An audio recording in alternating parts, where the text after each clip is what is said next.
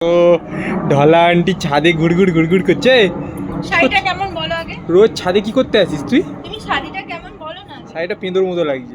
ভালো লাগছে না? পেঁদো না ভালোই লাগছে। পেঁদোর মতো লাগছে। ভালোই লাগছে। বলছি রোজ ছাদে কি করতে আসিস? তোমরা কমেন্ট করে বলো তো কেমন লাগছে শাড়িটাতে, আজকে নিউ এসেছে মিশো থেকে। তোমরাই কমেন্ট করে বলো ঢলা আন্টিকে কেমন লাগছে। আমাকে ভালোই লাগে সব ঢলা সময়। আন্টি চুলটা আজকে বেঁধেছে, দেখো পুরো পাগলি লাগছে। পাগলি, থাক পাগলি, আমি পাগলি। হ্যাঁ পেঁদো পাগলি। দেখো এখন উঠবো এখানে আমরা। ঢলা মাসি। এইটা কিন্তু আমাদের কিন্তু এটা বাড়ির কি? ছাদের দড়ি, যেখানে আমরা চার কাপড় মেলি। হ্যাঁ না না, এটা দড়ি না, এটা অন্য কিছু। না অন্য কিছু না, দড়ি এটা। তুই ওখান থেকে নামো নামো নামো। কেন? ওখানে নামো। আমার ভালো লাগে এখানে, এখানে বসে থাকবো আজকে। ঠিক আছে, তোমাকে এত নেকিপনা করতে বলিনি আমি। আমি নেকিপানা করছি হ্যাঁ। না, এখানে ও বেটা। আমরা বসে থাকবো আর গল্প করবো। ঢলা আন্টি দাঁড়াও না, আমাকে বলতে দাও। দেখেছো, আমি ঢলা আন্টিকে এইভাবে ডাকি। না আমাকে বলতে দাও আগে, কি বলতে দেবো? যে আমাদের বাড়ি যে যে আসবে বৌদির সাথে গল্প করতে চাও, তারা এই ছাদের মধ্যে কিন্তু বৌদির সাথে এসে গল্প করতে পারবে, তাই তো?